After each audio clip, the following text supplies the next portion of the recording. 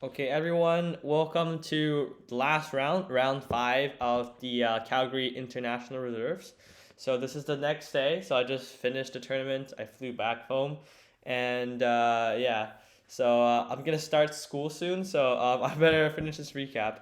So I'll just walk you through what happened in round five. It was a tough loss for me, but I'll just walk you through what happened, and then what I can do better next time.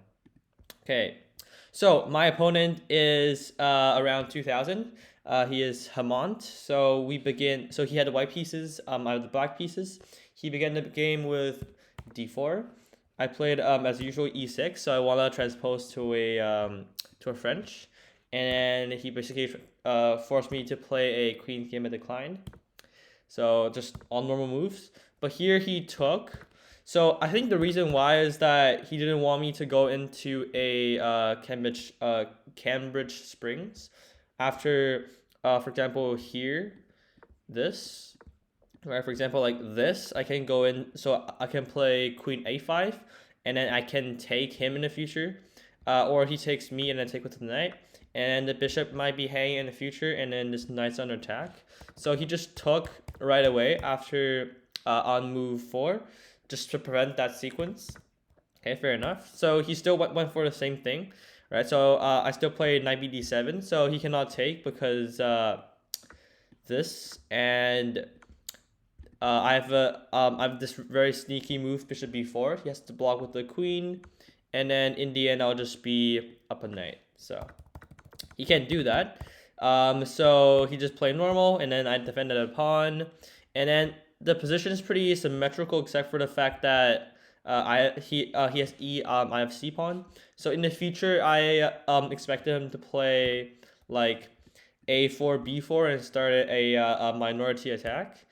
Um, so he just developed pieces. I also just prevented a pin.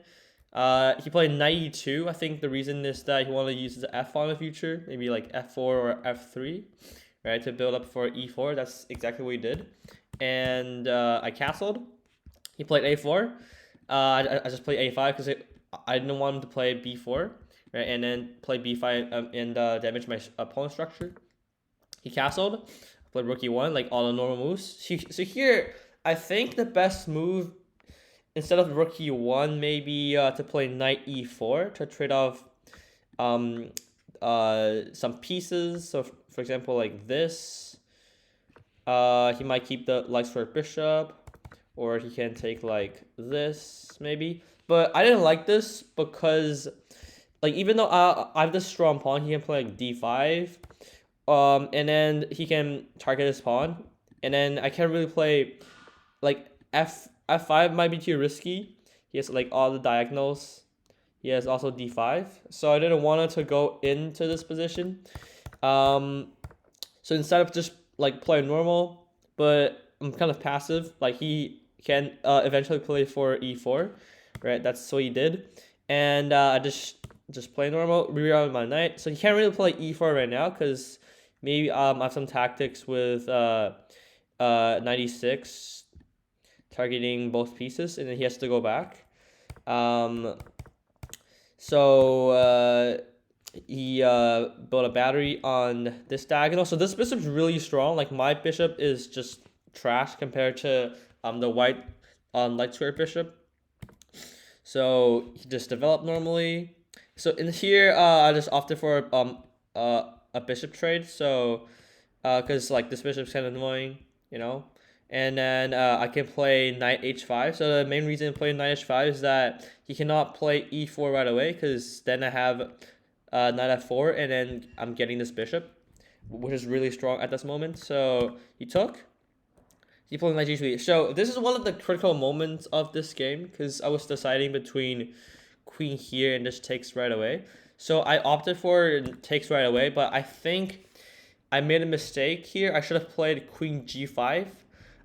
So the reason why is that he has to play, for example, like queen f2, right? And then I don't have to take. So if he takes me, then I'm perfectly fine. right? I have vision on this pawn, and then my h7 pawn is always defended, so I can move my knight. So for example, like this, I can get the bishop. So the difference is that I took, and then I played queen g5. But now, after he defends the pawn, right, with king f2, he can play e4 because the pawn he took with also defends f4. So I can no longer play knight f4 and get this bishop. So he can just play e4 whenever he wants, and then so I just kind of made this mistake here. I shouldn't have taken right away. So I played b6. I was trying to trade off this bishop like this, right?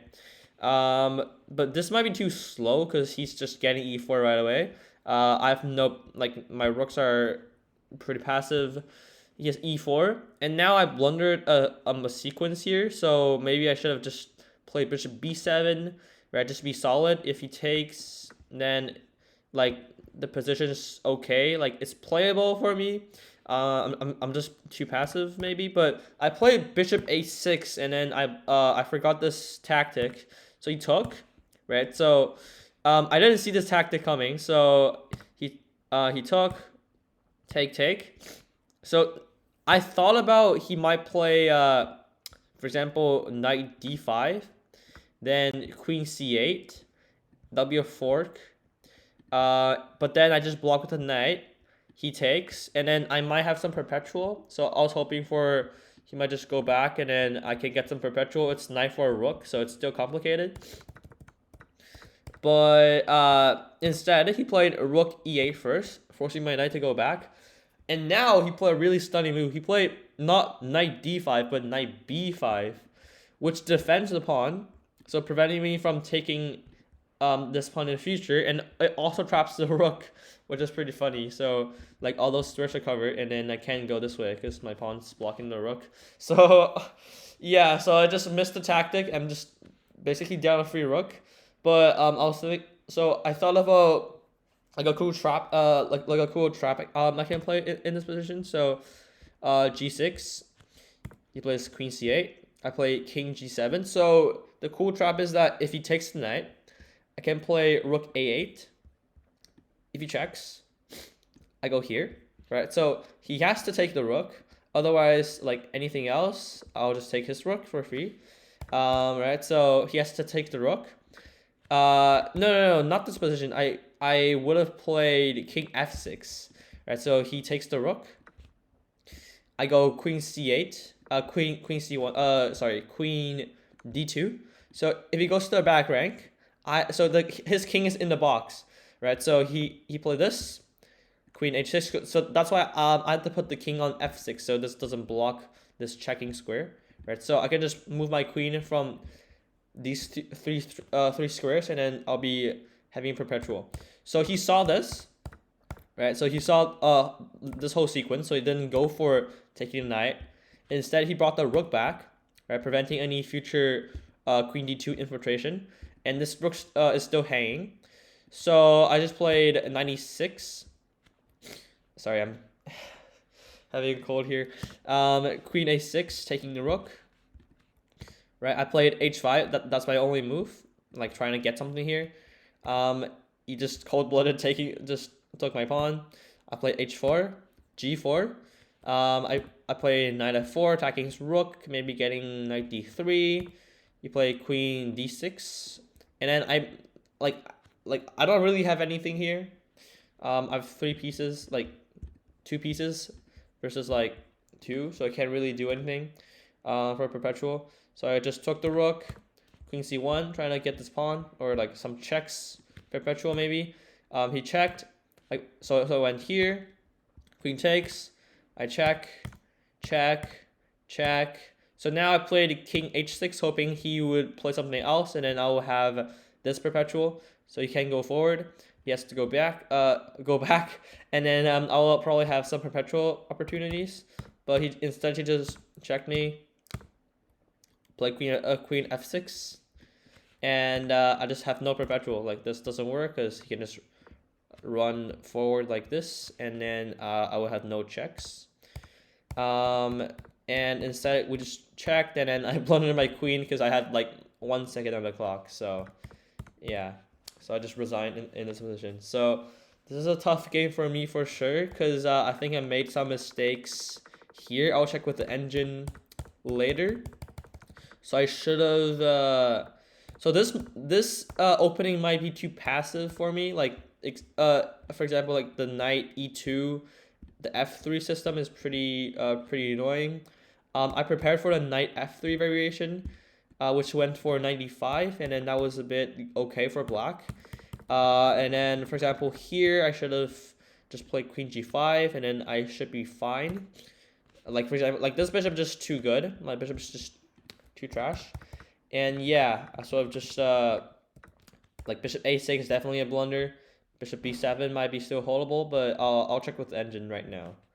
Okay, I'll think my accuracy is like in the 70s or like 80s. Like I don't have high hopes for this game. Okay, I played 82.6 accuracy. Like yeah, because this guy's 2000. He played 94 accuracy. That's pretty impressive. Normal opening, right? Still book, still theory. Yeah. Okay. Yes. Okay, computer really urging me to play this? Bro, that just blunders a pawn. No. What? Wait, let me just turn the engine on. I just remember I didn't turn the engine on at all. So what? Take. Oh, this pawn hangs. Okay. Well, I thought this was impossible because I hang my knight, but he hangs his pawn in the middle. So, yeah, I guess this is possible. Also he gives up the light square bishop, which is really strong. So yeah, that makes sense. Okay, yeah. Yeah. I should have has taken the best move. What? I thought queen g5 was good. f4, queen h6. Takes. f5, wow. Okay. 97. f6. Okay. Well, it turns out I made the right capture, but I didn't like that. So queen. Yeah, I should have just normal developed maybe. Yeah, because he can also play like king f2 or queen f2. Doesn't really make a difference. Here, yeah. I knew there's a blunder. Yeah.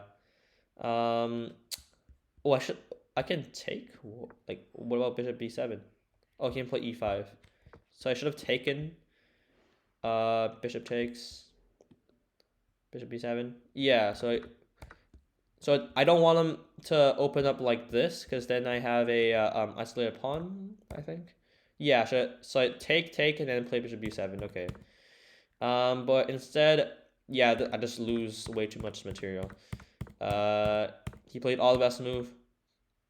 Yeah, he played all the best move. Took my rook. I try to forward play something, but it's never perpetual, so yeah. Yeah, so I just lost the queen, so yeah. Okay, so that was definitely a tough game. Leave your thoughts in the comments, and I'll hopefully see you guys in the next chess tournament recap. See ya.